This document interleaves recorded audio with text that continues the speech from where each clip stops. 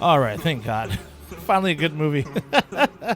Yeah, now this one is called The Draft, all right? And it was actually made back in 2023, but got a digital release this year in 2025. And plus, it's a foreign film as well, because there's another film with the same name that actually came out this year, too. So don't get them mixed up, though. Look at the pictures. This is the one you need to watch. I don't know what the other one's about. I'm not worried about it.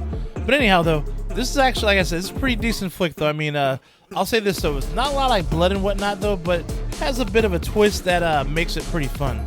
It's about 5 college students who go to this villa in the middle of nowhere that belongs to one of their family members. And, of course, you get all the basic tropes that come with it. You know, the characters even, I mean, you got the strong guy. You got the cute chick. The cute guy, the cute hunky guy, right? The nerdy guy, as well as the final girl. And, of course, there's some strange occurrences and then, that kill them. But here's the twist, though. See, the twist is that they keep coming back to life, though. They start to kind of like realize that they're part of a script, though, that's being written and rewritten over and over, putting them in different scenarios from zombie attacks to other supernatural craziness, all right? And one thing that remains the same, though, is that the setting has to be in the villa, though. So, which means they can't escape and go anywhere else, so they have to fight. They have to actually stay where they're at, though. But the thing is, they decide to fight against any plot, and they find any ways to survive and defeat any and all challenges, though. I mean, and there's some pretty crazy things that they go through, though. But I mean, yeah, dude, this one's fun. It kind of reminds me of a film called, a film that came out in 2015 called The Final Girls, where it had a similar premise of being totally self-aware.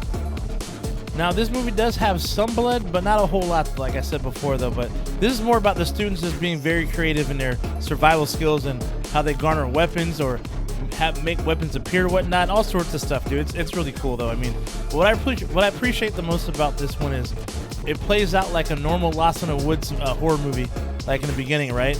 And you don't really know what's going on. You're kind of like, oh my god, dude, this is gonna be like, par for the course. It's the same bullshit you've seen. But then, like, out of nowhere, like halfway through, I'd say the first act, though, you're like, oh, okay, it goes a different direction. You're like, all right, now that's cool. So yeah, kudos on the creativity, dude.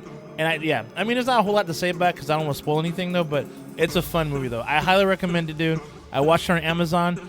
And speaking of Amazon, and also I just brought this movie up before, the Final Girls.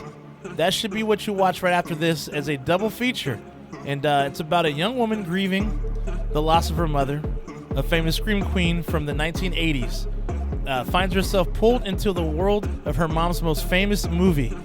Reunited, the women must fight off the film's maniacal killer, though, dude. Yeah, but like I said, it's also available on Amazon, dude. It's a fun ass movie, though. But yeah, these two it's a double feature. I think you'd enjoy yourself, though. Definitely good stuff, dude. They're both Shay Nasty approved. Fun. Definitely better than the last movie I just reviewed. Jesus Christ. But anyhow, though, that's all for the day. Stay nasty, my friends, and I will see you at the next one. Shay Nasty out. I'll see you soon. Like and subscribe.